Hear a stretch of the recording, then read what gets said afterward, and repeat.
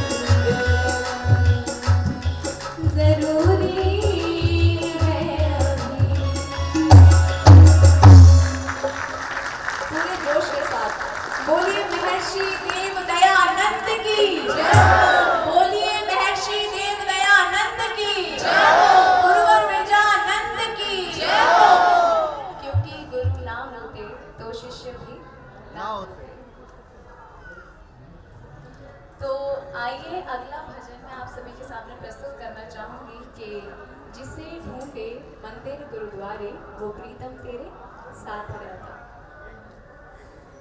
अरे एक प्रश्न आता है कि जब भी मैं जैसे आपसे पूछना चाहूँ कि जब भी आप मंदिर के सामने से गुजरते हैं तो जब आपके हाथ जुड़ते हैं तो आंखें बंद हो जाती हैं ना, होती है या नहीं होती?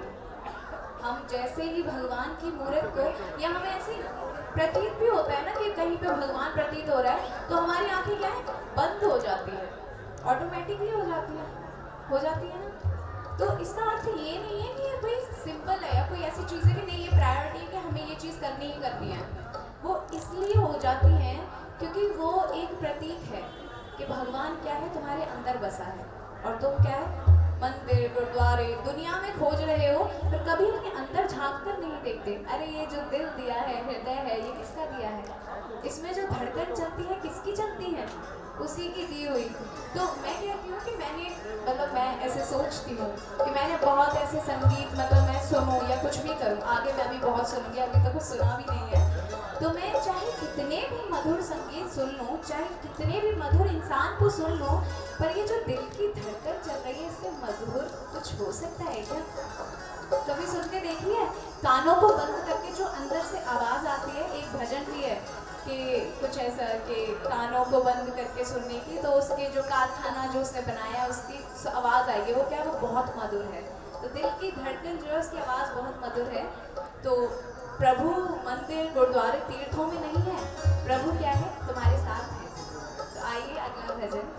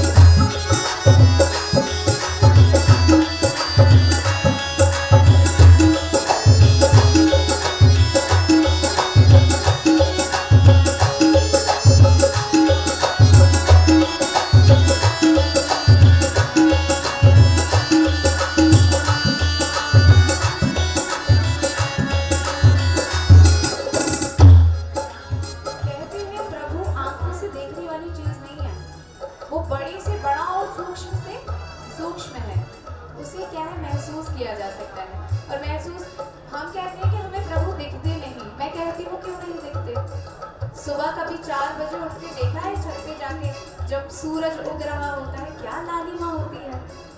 कभी देखी है वो चीज़? उससे पता लगता है कि जब उसकी बनाई, मैं कभी कभी देखती हूँ कि कोई कोई इंसान इतना सुंदर होता है कि उससे निगाहें नहीं हटती। तो कहते हैं कि जब उसकी बनाई हुई मूर्तें इतनी सुंदर हो सकती हैं तो वो खुद कितना सुंदर होगा। उसके बनाए हुए झरने, धरती, फूलों के रंग देखे हैं, पशु पक्षियों में रंग देखे हैं, मोर के रंग गिने से भी ना गिने जाएं। अगर आप गिन के आज रख लो ना तो कल कोई ना कोई एक रंग उसमें नया दिखेगा। तो जब उसकी बनाई हुई चीजें, उसकी वस्तुएं, उसके मनुष्य इतने सुंदर होंगे तो प्रभु कितने सुंदर होंगे। सूरज में ज्योति उसी की लाली, शशि की शीला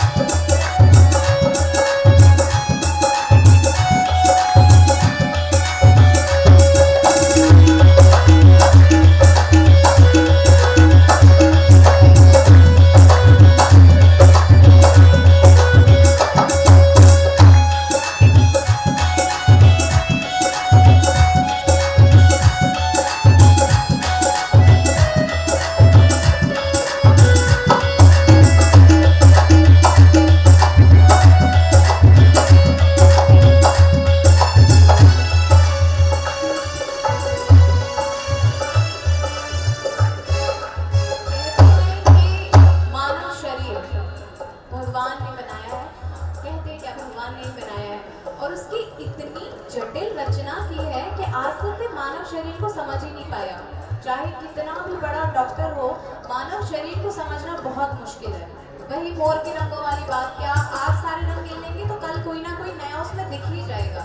वैसे ही अगर आज आप सारा मनुष्य का शरीर ऐसे आपको पता भी लग जाएगा ना, फिर भी उसके बाद में कल कोई ना कोई नई चीज ऐसी होगी जिससे आप कहोगे कि इससे तो ये हमें ज्ञात ही नहीं था। बहुत जटिल रचना। तो कहते हैं कि मानव शरीर की अद्भुत रचना, नारी बावड़ियों की जोड़ों का कसना। मानव शरीर की अद्भुत रचना, नारी बावड़ियों की जोड़ों का कसना। चमड़ी का ये बदन, मांस का रंग है, चमड़ी का ये बदन, हृदय की धड़कन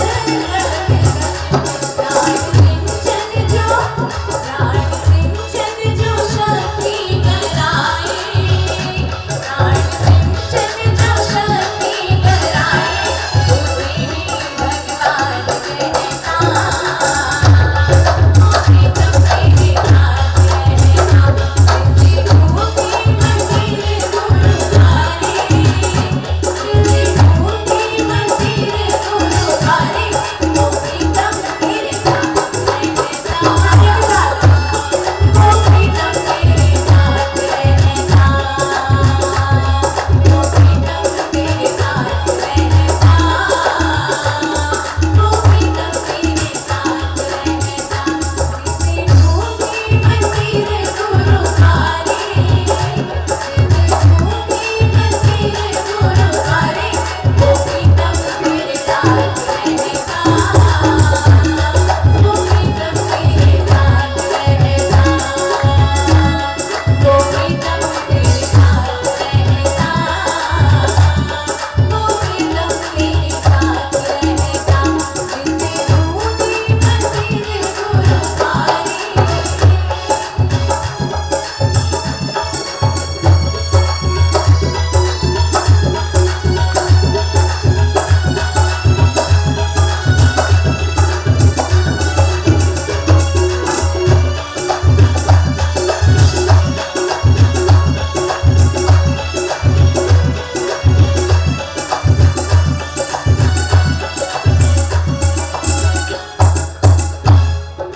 कहते हैं कि प्रभु ने मनुष्य को अधिकार दिया है ज्ञान प्राप्त करने का।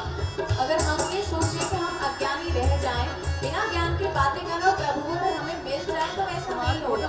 भजन की पंक्ति में लिखा है कि अज्ञानियों से वो क्या है, बहुत दूर रहता है। क्योंकि अज्ञानी को जब कोई ज्ञान ही नहीं है तो उसे पाप में और शुभ कर्म में कोई भेद भी पता नहीं लगता। तो कहते हैं कि कण कण में देखो उसी का नूर है, पापी अज्ञानियों से रहता वो दूर है। कण कण में देखो उसी का नूर है, पापी अज्ञानियों से रहता वो दूर है। मन के कलवश मन के देखो, मन के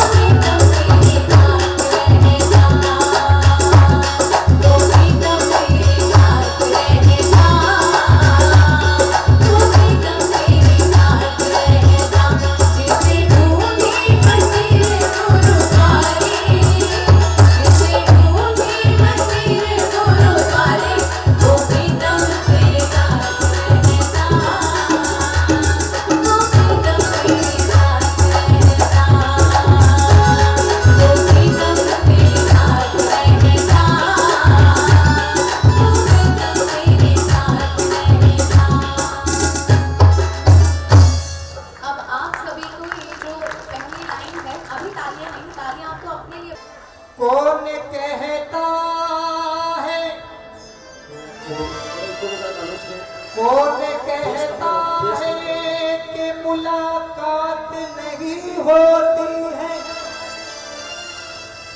रोज तो मिलते हैं प्रभु से, मगर बात नहीं होती है।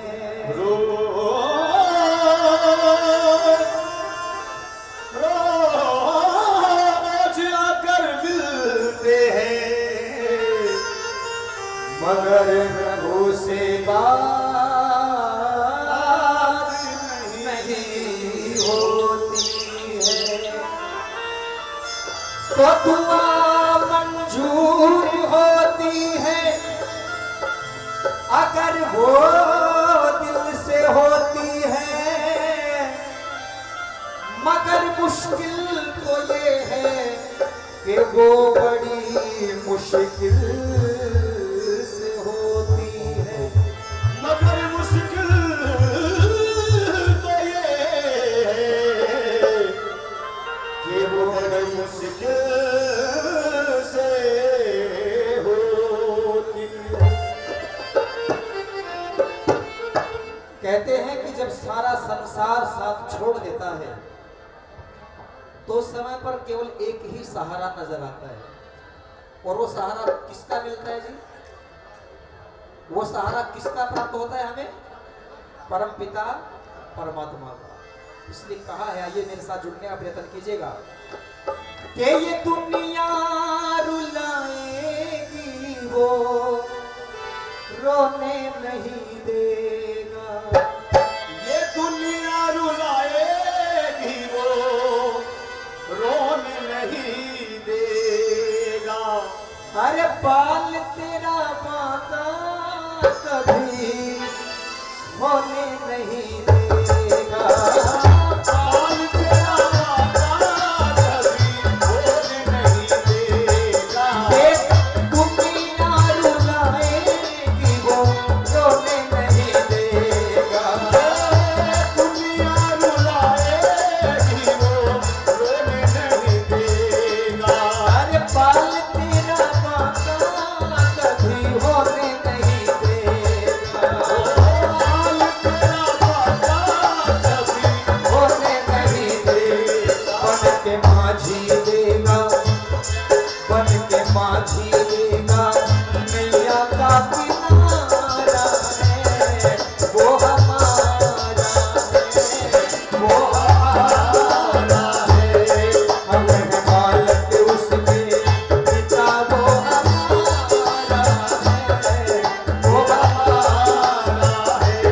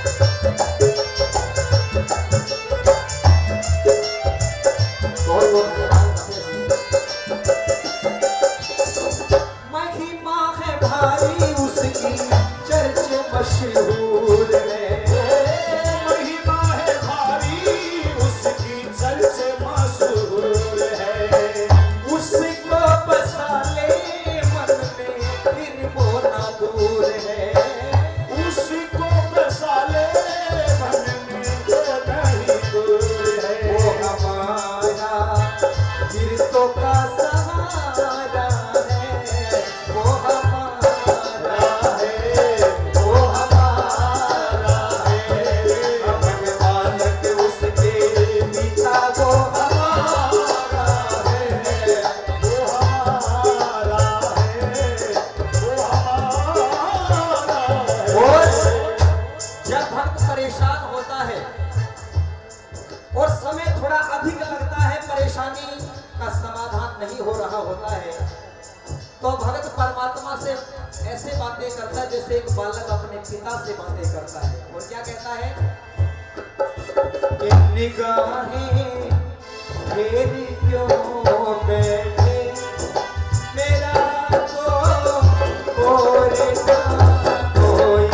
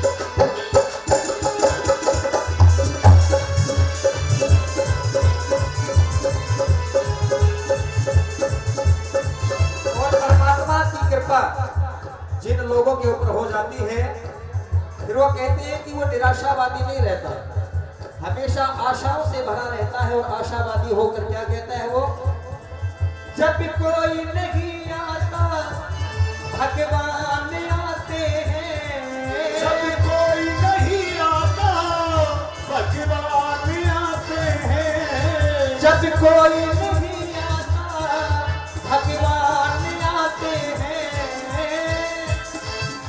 नहीं आता भगवान आते हैं। मेरे दुख के दिनों में वो बड़े काम आते हैं, मेरे दुख के दिनों में वो बड़े काम आते हैं। जब कोई नहीं आता भगवान आते हैं, जब कोई नहीं आता भगवान आते हैं। मेरे दुख के दिनों में वो बड़े काम आते हैं। भगवान आते हैं।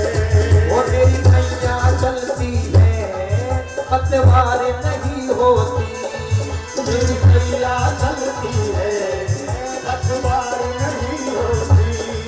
किसी और की अब मुझको दरकार नहीं होती, किसी और की अब मुझको दरकार नहीं होती।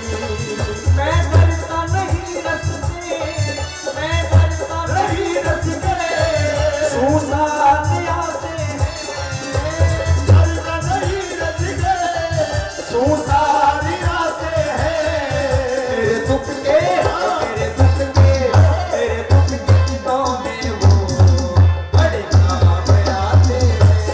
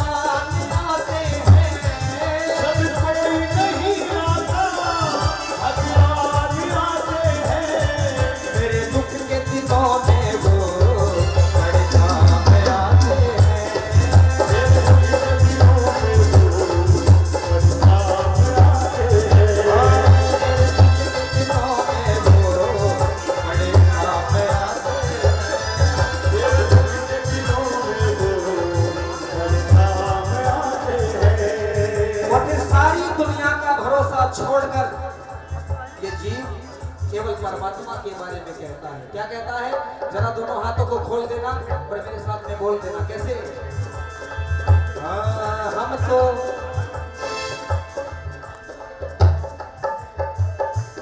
हम तो दाता के भरोसे चलते हैं।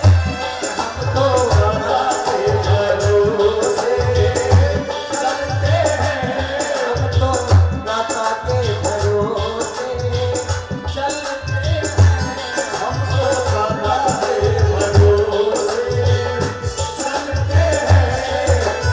ये दुनिया वाले चलते हैं। दुनिया वाले चलते हैं। हम तो दाता के भरोसे चलते हैं। हम तो दाता के भरोसे चलते हैं। हम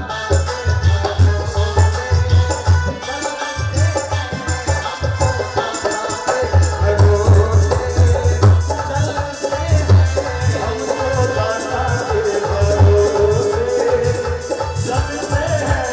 हम तो दाता के भरोसे चलते हैं। ये दुनिया वाले चलते हैं। दुनिया वाले चलते हैं। हम तो दाता के भरोसे चलते हैं। हम तो दाता के भरोसे चलते हैं। हम तो दाता के भरोसे चलते हैं।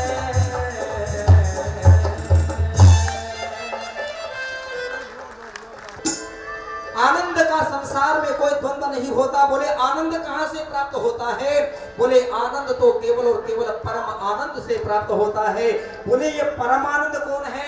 तो ऋषिवर दयानंद लिखते हैं कि परम शब्द तो केवल और केवल किसके लिए लगता है जी? परमात्मा के लिए लगता है। परम आनंद का अगर कोई धाम है तो वो कोई और नहीं, वो केवल और केवल परम पिता परमात्मा है। और वो आनंद हमें क्यों नहीं प्राप्त हो रहा?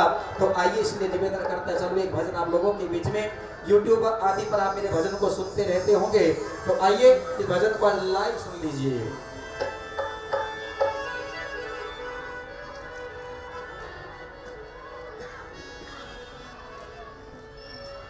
जीवन मजा न देगा, आनंद ना मिलेगा, जब तक ये मन तुम्हारा, जब तक ये मन तुम्हारा, अरे भक्ति में ना लगेगा, जीवन मजा, अरे जीवन मजा न देगा, आनंद ना मिलेगा, जीवन मजा न देगा, आनंद ना मिलेगा, जब तक ये मन तुम्हारा, जब तक ये मन तुम्हारा, भक्ति में ना लगेगा, जीवन मजा न देगा, आनंद ना मिलेगा, जीवन मजा न देगा, आनंद ना मिलेगा।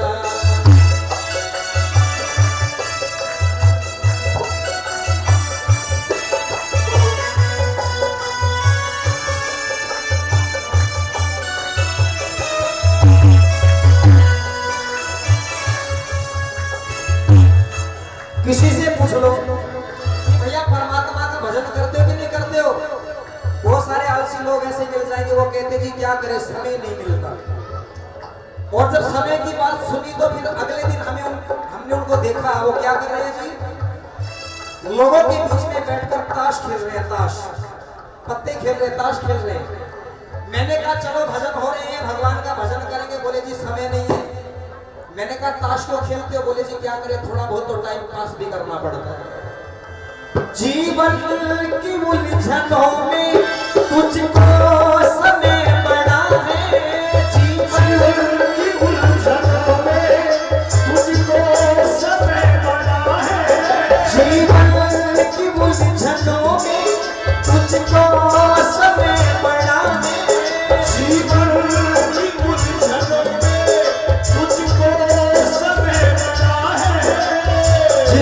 लिए समय दिया उसके लिए ही समय चढ़ा है। और जिसने समय दिया उसके लिए समय चढ़ा है। उसके लिए तो समय चढ़ा है। सोचे न हाथ कर, सोचे ना हाथ बल कर, संसार से चलेगा जीवन, जीवन जीवन मचा देगा, आनंद ना मिलेगा। जीवन मजा न देगा, आनंद ना मिलेगा। जब तक ये मन तुम्हारा, जब तक ये मन तुम्हारा भक्ति में ना लगेगा, जीवन मचा देगा, आनंद ना मिलेगा।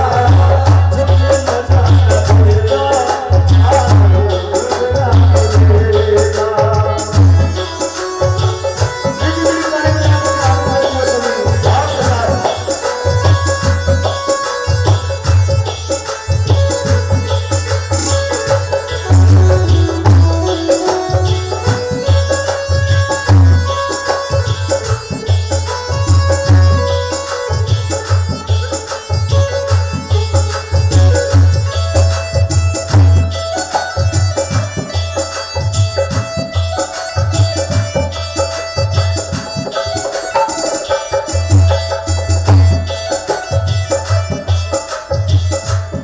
और संसार में आकर ये जीवात्मा जो परमात्मा से वादा करके आया था ना कि परमात्मा अच्छे कर्मों की सुगंध लेकर मैं फिर तुझे प्राप्त करूंगा, वो किया हुआ वादा संसार में आकर भूल जाता है। संसार की मोह माया के अंदर में इतना लिप्त हो जाता है, इन भोगों में इतना लिप्त हो जाता है कि परमात्मा को ही भूल जाता है। और भर्तृहरि हरि कहते हैं भोगो न भोगता व्योमेव भोगता। हम इन भोगों का भोग नहीं करते, ये भोग हमारा भोग करना प्रारंभ कर देते हैं। कैसे कर देते हैं? एक भंवरे की घटना को लिखा है। कैसे लिखा है? भंवरा किसके पीछे भागता है जी? फूलों की गंध के पीछे। और संसार में इंसान की हालत भी ऐसे हो गई। क्या लिखा है? बहुत सुंदर लिखा, सुनिएगा।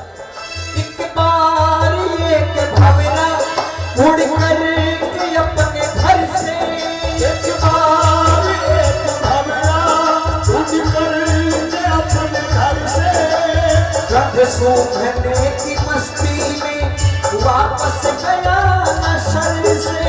गंध सूंघने की मस्ती में वापस गया न घर पे। वापस गया न घर पे, लौटूंगा कल वतन को, लौटूंगा कल वतन को। जब फूल ये खिलेगा, जीवन जीवन मजा देगा, आनंद ना मिलेगा। जब तक ये मन तुम्हारा, जीवन ना लगेगा। जीवन मजा देगा, आनंद ना मिलेगा। भंवरा उड़ता है, सुबह से शाम हो गई। इसको बहुत समय के पश्चात एक फूलों की बगीची नजर आई। तरह तरह के सुगंधित फूल खिले हुए हैं और उन फूलों में से एक फूल के ऊपर जाकर बैठकर एक गंध लेने लगा। ध्यान से सुनना, बड़े गजब की बात। एक फूल के ऊपर बैठकर गंध लेने लगा और कहते जिस फूल पर बैठा है वो कोई साधारण फूल नहीं है, उसमें एक विशेषता है। और विशेषता क्या है कि जब तक वो सूर्य का प्रकाश रहता है तब तक वो फूल खिला रहता है, और जैसे ही सूर्य का प्रकाश समाप्त होता है, अंधेरा होने लगता है, धीरे धीरे करके फूल भी बंद हो जाता है। उस फूल के ऊपर बैठा है। देवियों सज्जनों, गंध लेने में इतना मगन हो गया कि भूल गया कि तुझे उड़कर अपने घर भी जाना है। कब अंधेरा हो गया, कब सूर्य ढल गया, कब फूल बंद हो गया, ये फूल में फंस गया। और जब ध्यान टूटा तो अपने आप में वो फूल में बंद पाया। अब विचार करने लगा, अरे ये क्या हो गया? तू तो वायदा करके आया था कि गंध लेकर वापस लौटूंगा, लेकिन घर वालों से किए हुए वायदे को पूरा कैसे किया जाए? अब क्या हो सकता है? अब कुछ नहीं हो सकता, अब तो इंतजार करना पड़ेगा। इंतजार किस चीज का करना पड़ेगा जी? सुबह होने का, प्रातःकाल होगा, ये सूर्य फिर उदय होगा, इसकी किरणें इस फूल के ऊपर पड़ेंगी, ये फूल खिल उठेगा, उड़कर अपने घर चले जाना। लेकिन सोच ही रहा था, एक दूसरी घटना घट जाती है। क्या घटना घटी? इतने में एक हाथी पीने को पानी आया, इतने में एक हाथी पीने को पानी आया, इतने में एक हाथी पीने को पानी आया, इतने में एक हाथी पीने को पानी आया। पैरों तले कुचल कर कीचड़ में जा मिलाया, पैरों तले उछल कर कीचड़ में जा मिलाया, कीचड़ में जा मिलाया। छोकर न आज कर ले, छोकर न आज कर ले, अरे जाने क्या कल करेगा, जीवन जीवन जीवन मजा न देगा, आनंद ना मिलेगा। जीवन मजा न देगा, आनंद ना मिलेगा। ये जब तक ये मन तुम्हारा जब तक ये मन तुम्हारा भक्ति में ना लगेगा, जीवन मजा न देगा, आनंद ना मिलेगा। जीवन मजा न देगा, आनंद ना मिलेगा। इसलिए आर्य समाज श्रेष्ठवाद को मानकर और प्रचार करता है, यहाँ जीवात्मा है, इधर परमात्मा है, इधर प्रकृति है। जब ये प्रकृति की ओर चलता है तो परमात्मा से दूरी हो जाती है, और जब ये परमात्मा की ओर चलता है तो संसार से छूट जाता है। अब हमें चलना है तो किस रास्ते पर चलना है? दो मार्ग दिए हैं ऋषियों ने। क्या? दो रास्ते हैं जग में, चलना सफल संभल कर, रास्ते हैं जग में, चलना संभल संभल कर। दो रास्ते हैं जग में, चलना सफल संभल कर। रास्ते हैं जग में, चलना संभल संभल कर। ऋषियों की मस्तियों में गिरना नहीं फिसल कर, ऋषियों की मस्तियों में गिरना नहीं फिसल कर। अरे गिरना नहीं फिसल कर। हरिश्चंद्र बिन भजन के हरिश्चंद्र बिन भजन के ये गायन मचा न देगा, जीवन है, जीवन जीवन मचा न देगा, आनंद ना मिलेगा। जीवन बचा न देगा, आनंद ना मिलेगा। ये जब तक ये मन तुम्हारा, जीवन तुम्हारा अरे भक्ति में ना लगेगा, लगेगा जीवन है, जीवन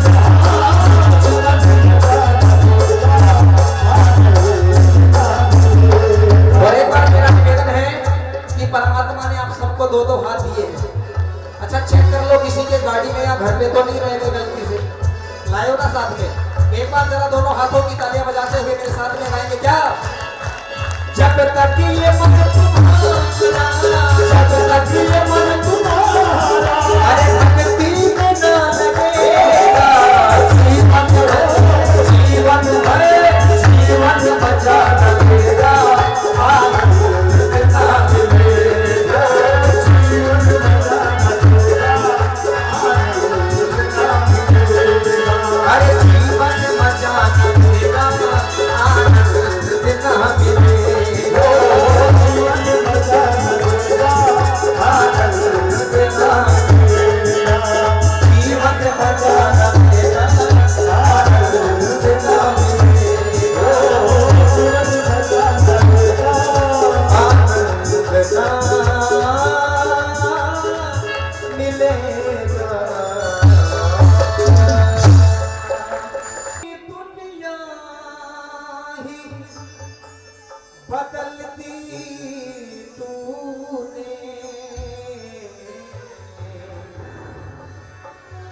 क्या जरा सा मैंने तेरा नाम लिया। वो बालक कहता है परमात्मा मैंने क्या जरा सा तुझे याद किया, तूने तो मेरी जिंदगी बदल डाली। ऐसा क्या काम किया मैंने तेरा, हाथ तूने जो मेरा नाम लिया। ऐसा क्या काम किया मैंने तेरा, हाथ तूने जो मेरा नाम लिया। मेरी दुनिया ही बदल दी तूने,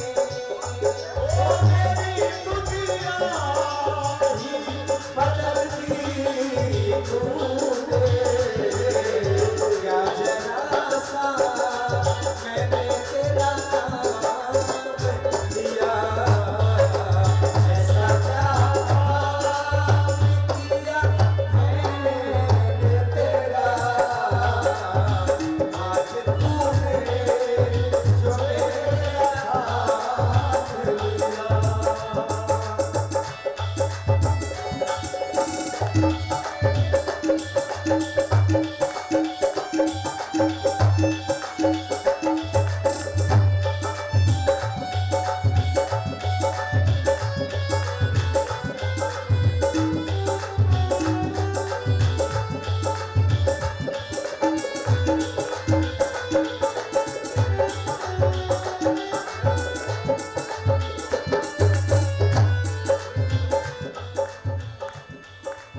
इस जमाने में मैं अकेला था, इस जमाने में अकेला था। तेरी माया के रंग में तेरा था, तेरी माया के रंग में तेरा था।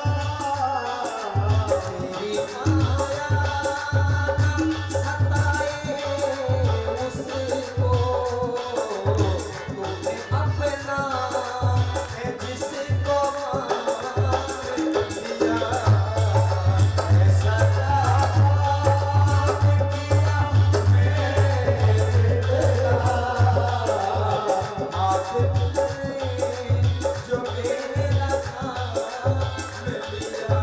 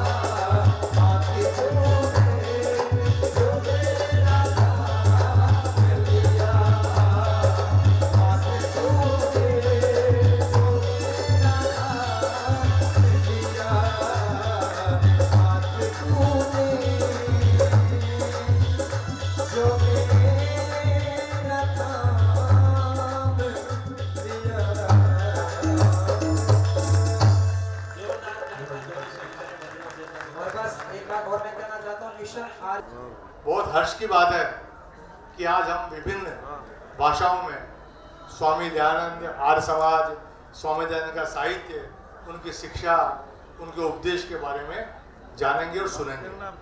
ये बहुत बढ़िया बात है। आज आवश्यकता इस बात की है कि आर्य समाज एक संगठन के रूप में मजबूत होके अपनी आवाज ऐसी बुलंद करें कि हम सत्ता और जनता दोनों तक अपनी बात पहुंचा सकें। क्योंकि आज आवश्यकता, जब तक आर्य समाज मजबूत नहीं होगा, जब तक आर्य समाज आगे नहीं बढ़ेगा, जब तक स्वामी जी का उपदेश और स्वामी जी का संदेश सत्ता के गलियारे में नहीं पहुंचेगा, जब तक स्वामी दयानंद के बनाए हुए 10 नियम हमारे आचरण में, हमारे जीवन में और हमारे व्यवहार में नहीं आएंगे, तब तक ये देश एक नहीं हो सकता, ये देश अखंड नहीं हो सकता। और देश एक होना इसलिए आवश्यक है कि विश्व को एक होना बहुत जरूरी है। और एकमात्र भारतवर्ष ऐसा मुल्क है, ऐसा राष्ट्र है जो पूरे विश्व को एक कर सकता है। मैं आप सभी का बहुत हृदय से स्वागत करता हूं और मैं धन्यवाद करता हूं आज के गोष्ठी आयोजकों को कि इन्होंने इस बात पे ध्यान देकर के ये विचार किया कि हम सभी भाषाओं में अलग अलग बात सुने, क्योंकि अपनी भाषा में उद्गार जब आदमी पकड़ करता है तो वो ज़्यादा अच्छी बात, ज़्यादा खुली बात कर सकता है। स्वामी दयानंद एकमात्र ऐसे व्यक्ति हैं जो हिंदी भाषी होकर के भी उन्होंने अपना पूरा साहित्य हिंदी में लिखा, संस्कृत में लिखा। ये बात कम नहीं है। गुजरात प्रांत में पैदा हुए स्वामी दयानंद जी, और उन्होंने भाषा कौन सी चुनी? हिंदी, क्योंकि हिंदी पूरे देश के अंदर ज़्यादा बोली जाने वाली, ज़्यादा समझी जाने वाली और ज़्यादा काम में ले जाने वाली भाषा है। तो स्वामी जी ने सोचा कि मेरा उपदेश, मेरे विचार जन जन तक पहुँचे, और इसीलिए स्वामी जी ने ये प्रयास किया कि मैं हिंदी और संस्कृत में अपनी बात कहूँ। आज हमारा दायित्व बनता है कि मैं फिर एक बात कहता हूँ, और आज में जो अपने सम्मेलन के आयोजक है, शारदीय सभा और अन्य संस्थाएं, उनसे भी अपील करता हूँ कि हम गीता प्रेस गोरखपुर की तर्ज के ऊपर एक ऐसा संस्थान खोलें जो 2 रुपये, 5 रुपये, 4 रुपये में गोकर्णा निधि, सत्यार्थ प्रकाश, आर्याभि विनय, आर्योदय शब्दमाला, संस्कार विधि और अन्य ग्रंथ स्वामी जी के हम जन जन तक पहुँचाएं, क्योंकि इसके बिना देश नहीं बच सकता, देश का चरित्र नहीं बच सकता, देश की एकता नहीं बच सकती, देश का विश्वास नहीं बच सकता। मैं ज़्यादा नहीं बोल करके आपको इतना ही कहना चाहता हूँ, और अंत में 2 लाइन बोलकर, जो मोक्ष जब खड़े हो गए हैं, इसका मतलब मुझे नहीं करना, मैं 2 लाइनों बोलना केवल। और एक कवि ने लिखा है कि स्वामी दयानंद नहीं होते तो क्या होता, स्वामी जी नहीं होते तो क्या होता, कि वेद के भेद कहाँ खुलते, वेद के भेद कहाँ खुलते, पुराणन की प्रतीत होती न होती, और खुलती न गप्पों की पोल धड़ाधड़, खोटे खरे की कसौटी न होती, हिंदू न हिंदी न हिंद रहता, तन पर फटी लंगोटी न होती, और ठाकुर राम के वंशज पे, ठाकुर राम के वंशज पे गौ बोटी तो होती पर चोटी ना होती, गौ बोटी तो होती पर चोटी न होती, वो पूत का पूत कहाता है जिसको निज वंश की लाजे नहीं, वो नारी है निंदा के योग्य सदा, जिस नारी के नैनों में लाजे नहीं, समझो उस देश को नरक आवे जिस देश में राजे सुराजे नहीं, अरे उस नगरी की शोभा फीकी है जिस नगरी में आर्य समाज नहीं, उस नगरी की शोभा फीकी है जिस नगरी में आर्य समाज नहीं, वहाँ वेद की रक्षा कौन करे जहाँ कायम आर्य समाज नहीं। तो आइए हम स्वामी जी की बात को आत्मसात भी करें और जन जन तक पहुँचाएं। एक बार फिर मैं बहुत बहुत धन्यवाद करता हूँ मोक्षनाथ जी का, तो उन्होंने बोलने का अवसर दिया। धन्यवाद, नमस्ते। डॉक्टर बाहेती जी का बहुत बहुत आभार। इतना दूर से आप चल करके आए और लगातार वहाँ की गतिविधियों को, विनायक कोठी गतिविधियों को आप देखकर पूरे देश में एक विशेष संदेश ज्ञापित करते हैं कि ऋषि के भक्त किस प्रकार अजमेर में अपनी कार्यचर्या के माध्यम से उनके काम को अवरुद्ध नहीं होने दे रहे हैं। बहुत बहुत आभार आपका। हमारे बीच में पंडित रोहित जी उपस्थित हैं मॉरिशस से, और मॉरिशस में आप रहकर संस्कृत सिखाते हैं आपको आश्चर्य होगा, मॉरिशस छोटा सा देश है, छोटा सा द्वीप है, और वहाँ 450 आर्य समाज हैं। 450 आर्य समाज। मुझे तो कई बार ये लगता है डॉक्टर साहब, सारे विद्वानों से निवेदन है, स्वामी ब्रह्मानंद जी बैठे हैं हमारे बीच में, आचार्य जी, हमें ऐसा लगता है कि इस 150 वर्ष जो आर्य समाज के हो रहे हैं, इस समय हमें 150 नए आदर्श आर्य समाज बनाने चाहिए। और इसकी प्रेरणा मॉरिशस की धरती से लेकर एक छोटा सा द्वीप जब 450 आर्य समाज स्थापित कर सकता है, तो हमारे पास बृहत्तर भारत है, और इस भारत में समस्त अनुकूलता है। बच्चों का बहुत बहुत उत्साहवर्धन करने के लिए और शानदार कदमताल ध्वनि के साथ चल रही है। थोड़ी देर में आर्यवीर दल का कार्यक्रम संचालित होना है। मैं सबसे पहले पंडित रोहित जी को आमंत्रित कर रहा हूँ, ऋषि दयानंद के प्रति अपने उदात्त भावों को मॉरिशस की भाषा में संप्रेषित करें। मॉरिशस की भाषा में संप्रेषण का जो आपका सामर्थ्य है, उसे अभी हम देख पाएंगे। एक सज्जन का अभी ये सुझाव था, परामर्श था कि भाई जिस भाषा में बोला जाए उस भाषा का हिंदी अंग्रेजी ट्रांसलेशन करो। तो मैंने उनको कहा कि नहीं नहीं, उसको वैसे ही सुनो। जब वैसे ही सुनोगे तब आप उसके आनंद को ले पाओगे, क्योंकि जो कुछ कहा जाएगा उसमें ऋषि दयानंद होगा, वो मॉरिशस में भी ऋषि दयानंद ही रहेगा, उसके अंदर आर्य होगा, वेद का नाम होगा, बहुत सारी चीज होगी, और जो एक मौलिक सुख है भाषा का, उसे हम ले पाएंगे। आनंदित होइए। बहुत सारी भाषाओं में आज ये कार्यक्रम संचालित होना है। पंडित रोहित जी कृपया आए।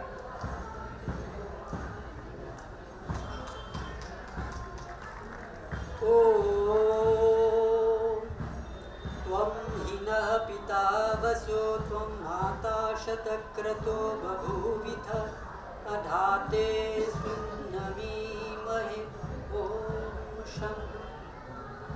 इस समारोह के अध्यक्ष महोदय एवं सभी पवित्र आत्माओं, यहाँ जो चेहरे बैठे हैं, मुझे नहीं लगता है कि हमारे देश की भाषा को लोग समझ पाएंगे, लेकिन भाई दोनों थोड़ा थोड़ा बोलूँगा हिंदी में भी, ताकि कुछ ऐसी गूढ़ बातें हैं जो बहुत लोग नहीं समझ पाते। ऋषि दयानंद के बारे में कहने से पहले परमपिता परमात्मा की व्यवस्था को मनुष्यों को क्या बोला? मरतास यूयम न पश्यत।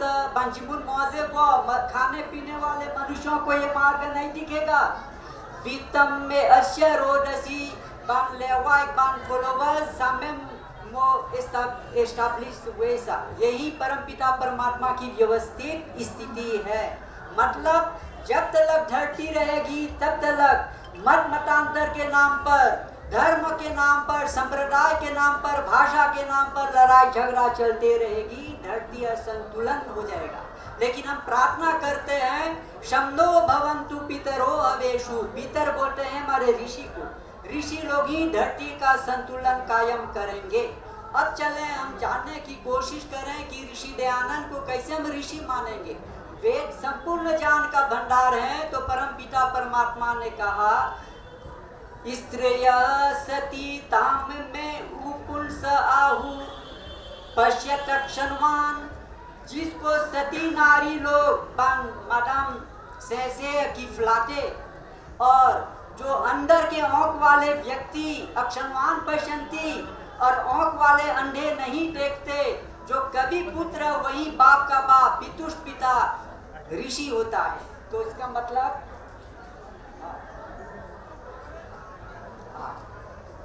तो भगवान बौजेन जैनू की किसनला की ऋषि पंजिमुन की गेतली एक लीजिए ऑर्डर। इसीलिए उनको सामने बौजे लिंके ऋषि दयानंद सो गुरु दंडी विरजानन आवेग मुझे सो गुरु ची आवेग बेकी फेली आवेग कुमोट रेनु कुदनुन कॉफियांस की प्रेमो की ऋषि दयानंद ची एने ऋषि पस की को गुरु दयानंद लिनाल को दंडी विरजानन दंडी जी मान ली किसनला हुए थे जे सामने मन मिन को ने किसनला हुए थे बे ऋषि दयानंद को निन तामसा लिन फिनी को ने किसामें प्लासला लियन बो प्लस एक स्वामी दयानंद लिजिमान को ऋषि दंडी लिन जेली बेक्सला उठे जे सामने मन मिन को ने किसनला हुए थे एक दंडी वीरानंद लिशन एंड लीजिए ऑडो अंदर के आंख से उन्होंने देख लिया था। तो इसी सा एन फासों की न्यू पूछली की स्वामी दयानंद चंद्र ऋषि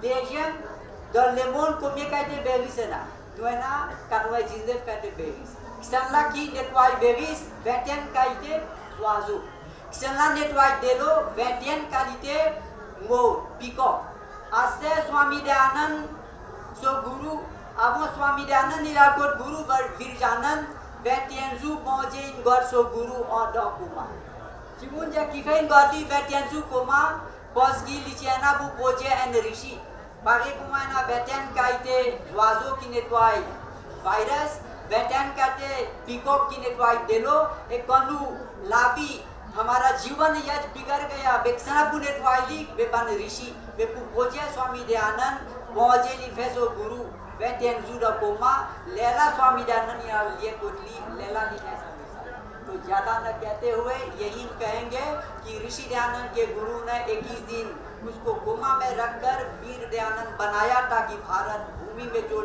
जो जो गलत सड़क कानून बना था सती प्रथा आदि उन सबको वो सिखा कर अपने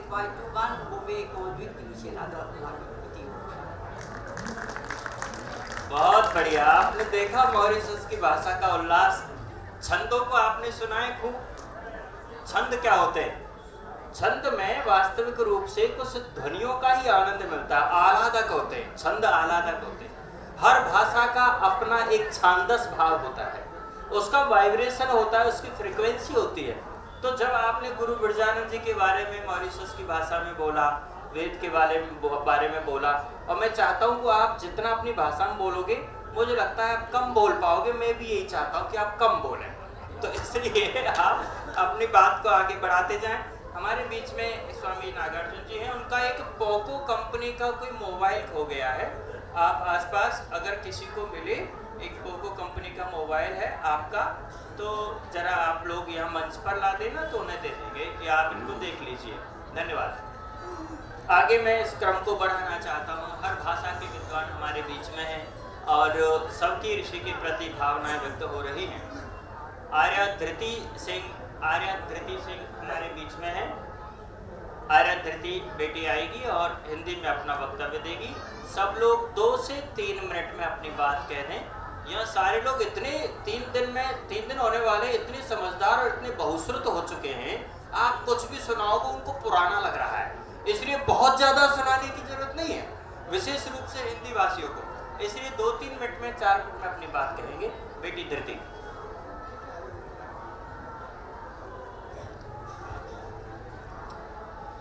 ॐ संगच्छध्वं संवदध्वं संवो मनांसि जानतां देवाभागं यथा पूर्वे संजानाना उपासते।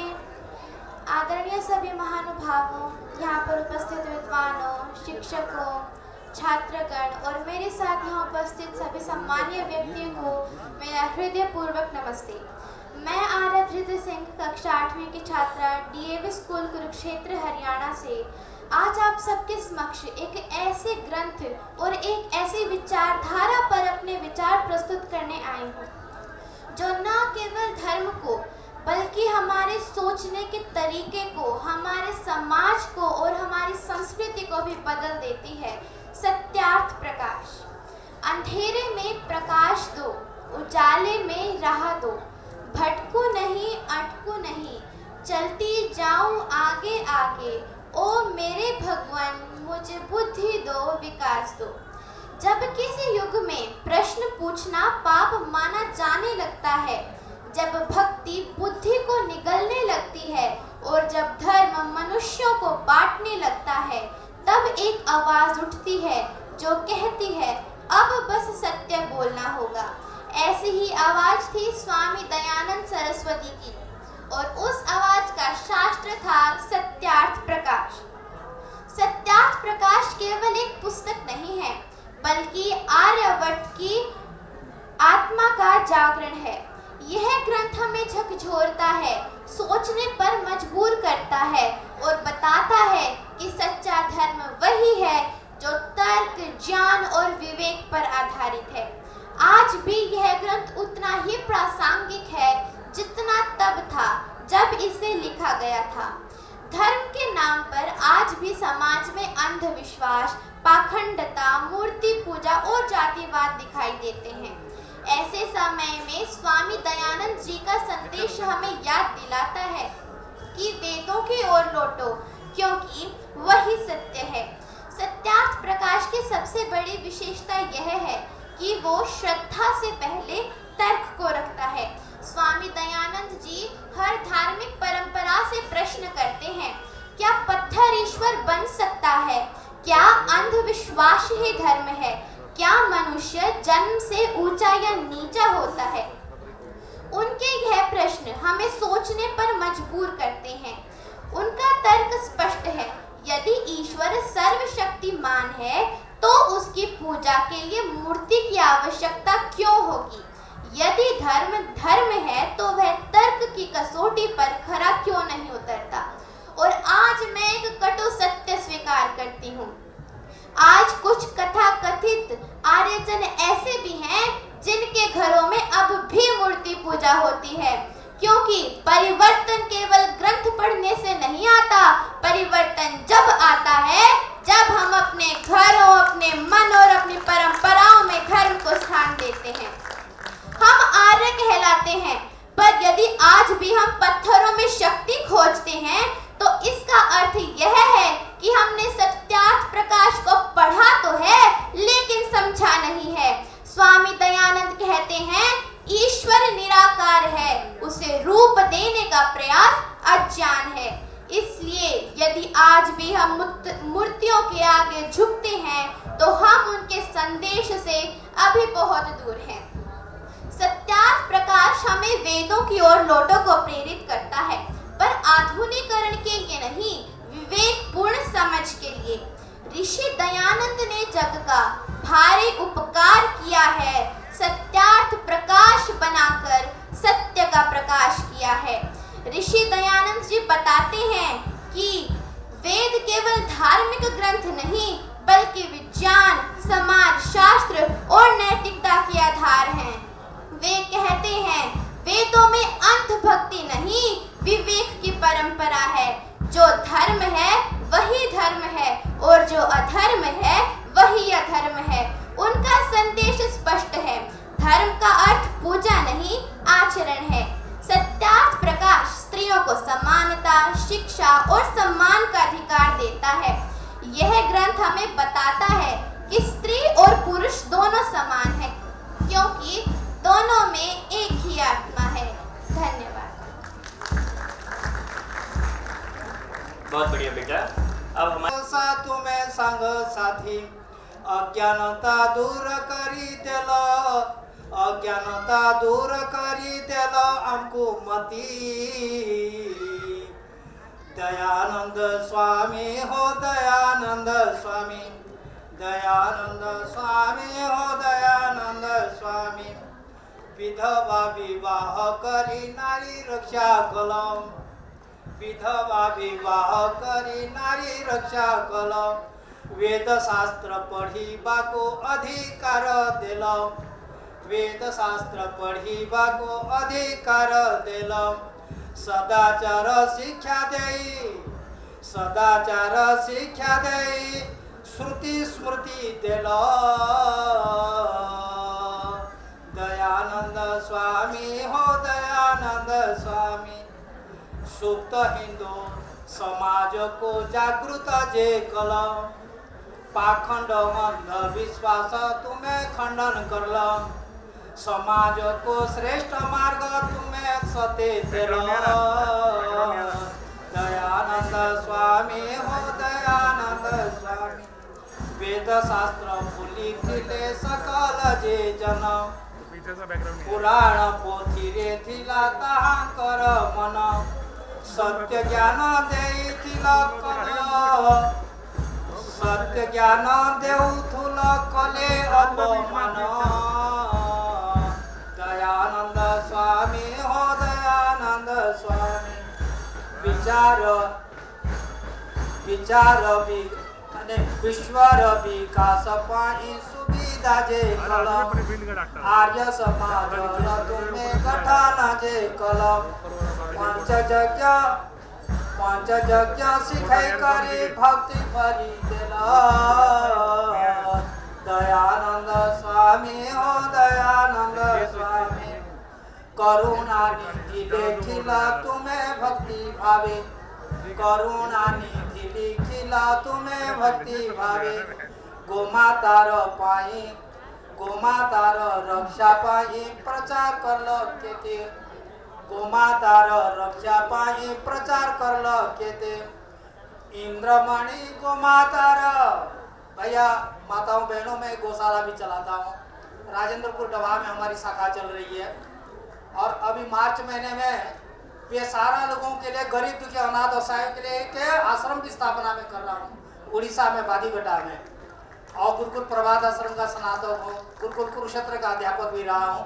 तो लास्ट में ये पंक्ति करके मैं समाप्त कर रहा हूँ। सुनिए महर्षि दयानंद गोकरुणा निधि गोकरुणा निधि लेखी तुम्हें भक्ति भावे गोमातार रक्षा पाई प्रचार कर केते इंद्रमणि गोमातार सेवा करू थाए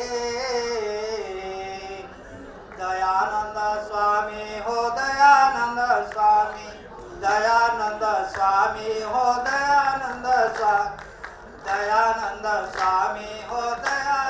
स्वामी। धन्यवाद। इंद्रमणि जी चाहते तो संस्कृत हिंदी अंग्रेजी में खूब बोल सकते थे पर हमने उनको कहा भाई उड़िया ही बोलनी है। इतनी अच्छी कविता आपने बनाई, बहुत बहुत अभिनंदन, बहुत बहुत आभार। जोरदार करतल ध्वनि से इंद्रमणि शास्त्री जी का सम्मान करें। अब आपके बीच में मैं सुलेख सिंह जी को बुला रहा हूँ। थोड़ा सा टेस्ट बदलते रहें, हरियाणवी का आनंद लें। आपको चटका लेना हरियाणवी का। और देखो दिल्ली है तो दिल्ली में हरियाणवी थोड़ी आनी चाहिए। हरियाणा की एक ही बात है, अभी क्या हुआ डॉक्टर साहब आप बैठे हुए एक जगह बोल रहे थे कि यार ये हरियाणा में आप पार्टी नहीं आ रही, क्या बात है। तो एक कभी बोला आप आ ही नहीं सकती वहां कि हर आदमी तो तू बोलता है, आप तो बोलता ही नहीं। तो जहां पर आप बोलता ही नहीं तू ही बोलता हो, आप कहां से आ जाएगी। तो मैं इसी क्रम में हमारे भाई सुलेख सिंह जी को बुला रहा हूँ हरियाणवी में अपनी 2-3 मिनट में अपना चिंतन। ओम इंद्रं वर्धन्तु अप्सुरः कीर्वन्तु विस्मार्यम् अपगणन्तु अरावणाः। सम्मानित मंच और इस प्रोग्राम का संचालन कर रहे मेरे बड़े भाई मोक्षराज जी, वैसे तो मैं आप सब नई चीज बता देना चाहूँ कि भाई 2 और 3 मिनट में हरियाणवी में और भी ऋषि दयानंद पे बोलने की मेरी क्षमता नहीं है भाई, सीधी सी बात। अगर 2-3 मिनट की बात कहोगे तो मैं आप सब ने इबे राम राम करूं और मैं नीचे उतर जाऊंगा। लेकिन भाई 5-6 मिनट तो चाहिए कि नहीं चाहिए भाई, 5-6 मिनट जरूर चाहिए। देखो ऐसा है, कुछ गाड़ियों के इंजन बहुत देर से स्टार्ट होते हैं, अभी 2-3 मिनट में तो इनका इंजन ही स्टार्ट होगा। हम कह रहे गाड़ी दौड़ाओ। वैसे मोक्षराज एक चीज बताऊं, या हरियाणा वाली गाड़ी है, एक बार माचिस की तिल्ली लगानी और सीधा रॉकेट की तरह ऊपर उठ जाओगे आप। देखो जो मैं सीधी सी और स्पष्ट भाषा में एक बात कहूं मैं आपने, ऋषि दयानंद जी एक चलती फिरती यूनिवर्सिटी थे, एक के थे यूनिवर्सिटी थे। और जैसा जैसा ऋषि दयानंद जी ने कहा है कि भाई जो ये हरियाणा वाले हैं अर्थात जो जाट जी हैं, अगर ऐसे व्यक्ति पूरे संसार भर में हो जाए तो ये जो पाखंड है, जो नशा आदि है, वो सब क्या हो जाएगा, खत्म हो जाएगा। तो भाई जाट जी तो शुरू होया और खत्म होया नहीं मानियो बस। लेकिन एक चीज और कहना चाहूंगा, ऋषि दयानंद जी ने जो 10 नियम हम लोगों को बताए हैं, वो 10 के 10 नियम हमने अपने जीवन में उतारने पड़ेंगे। बिना अपने जीवन में उतारे हुए चाहे मैं कितनी भी चोटी में गांठ मार लूं, चाहे कितना मोटा मैं ये जो पवित्र जनेऊ पहन लूं, हम लोग कामयाब नहीं हो सकते। कल मैं हमारे यशस्वी प्रधानमंत्री श्री नरेंद्र मोदी जी को सुन रहा था। श्री नरेंद्र मोदी जी कहते हैं कि भाई आर्य समाज ने इतना सारा काम किया है, लेकिन पता नहीं किस कारण से उसको वो स्थान नहीं मिल पाया जो उसको मिलना चाहिए था। तो भाई मैंने एक चीज विचार करी है, सिर्फ 2 या 3 मिनट में इसको समाप्त कर दूंगा। देखो भाई, मैं हूं हरियाणा से। कहां से? हरियाणा से। और कहते हैं कि भाई अगर हम लोगों को, जैसे हमारे गोपाल बेहती जी ने कहा था कि जिस नगरी में आर्य समाज नहीं वो नगरी नहीं है। तो भाई 7000 गांव है मेरे हरियाणा में।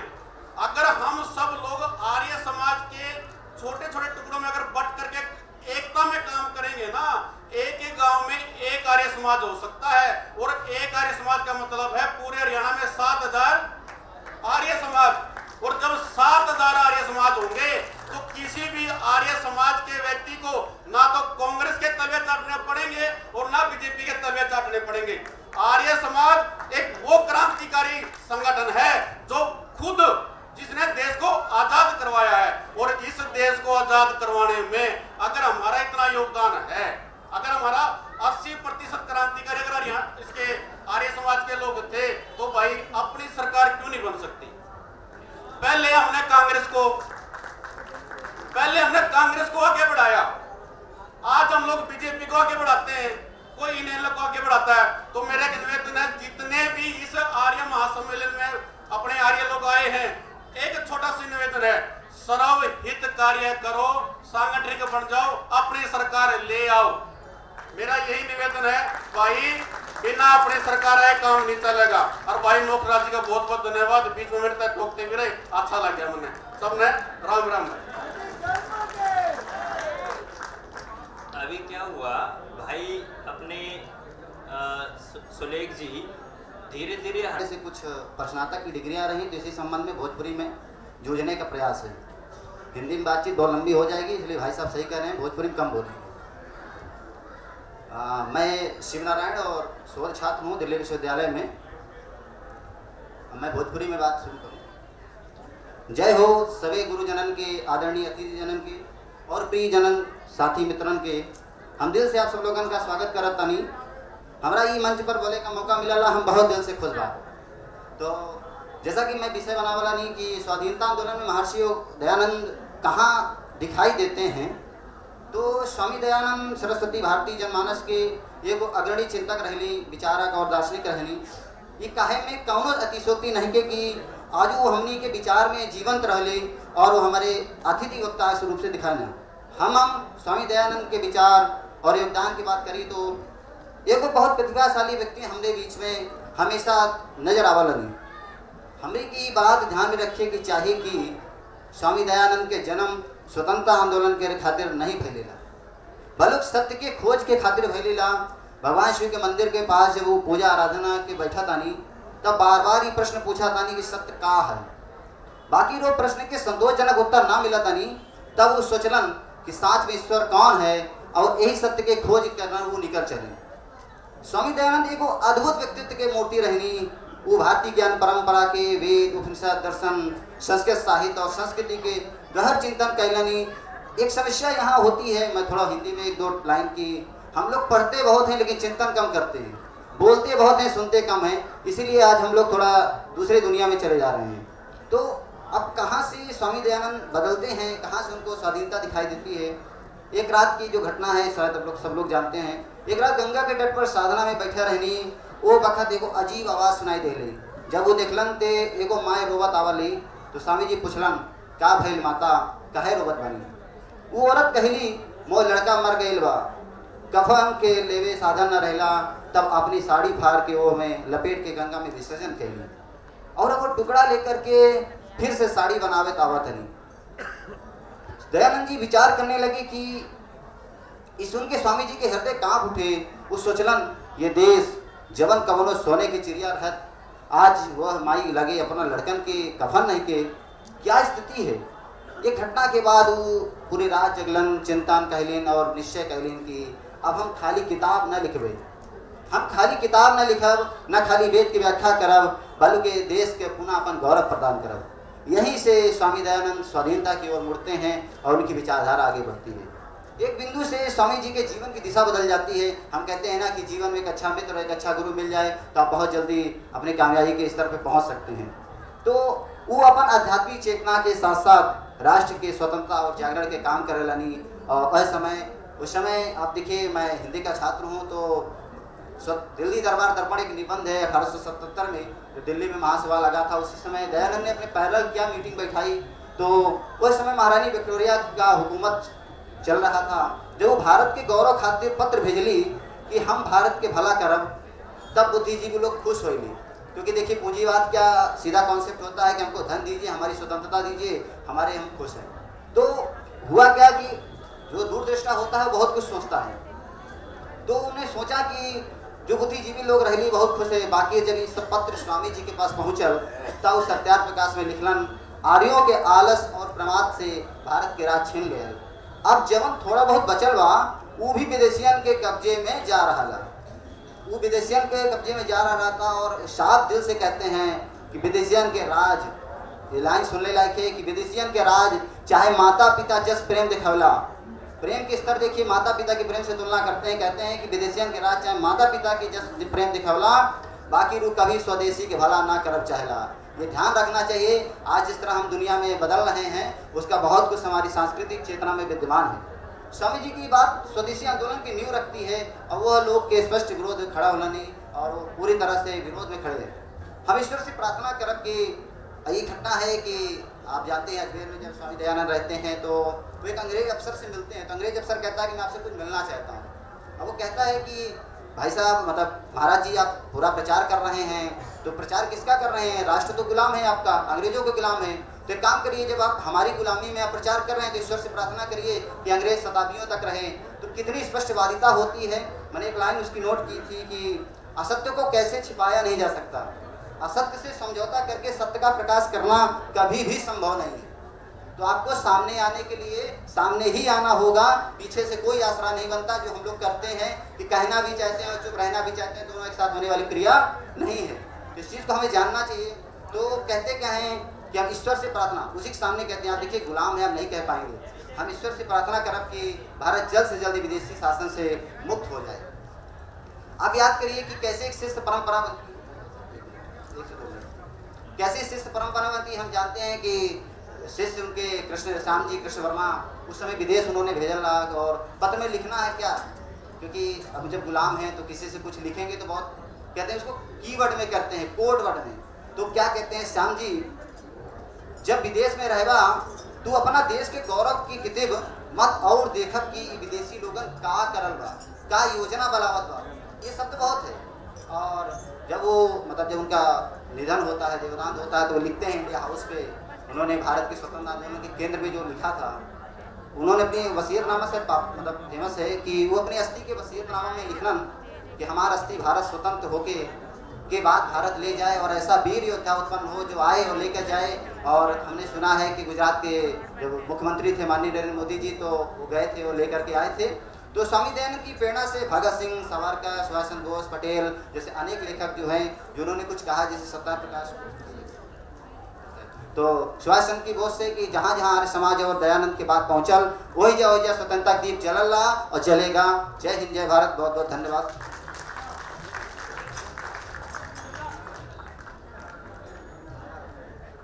जराला हो गया, जराला। तो भोजपुरी में आपने हमारे भाई शिवनारायण जी को सुना। अब हमारे बीच में ये बहुत प्यारी सी टीम तेलुगु और आंध्र प्रदेश, तेलंगाना और आंध्र प्रदेश, इन दोनों में तेलुगु ही चलती है और उस भाषाई प्रतिनिधित्व के ध्यान में रखते हुए भजन यहाँ पर प्रस्तुत किया जा रहा है। आपका भी मानसिक जो भाव है वो थोड़ा सा भक्तिमय हो जाएगा। अलग भाषा का आनंद अपने आप में अलग रहता है। बहुत सारे मित्र यहाँ पर आंध्र प्रदेश और तेलंगाना से पधारे हुए हैं, वो पूरा आनंद लेंगे, और जो नहीं तेलुगु जानते हैं वो उनसे भी ज़्यादा आनंद लेंगे, आप देख लेंगे थोड़ी देर में। तो मैं चाहता हूँ कि अप्पाला नायडू जी की ये पूरी टीम अब भजन की प्रस्तुति प्रदान करें।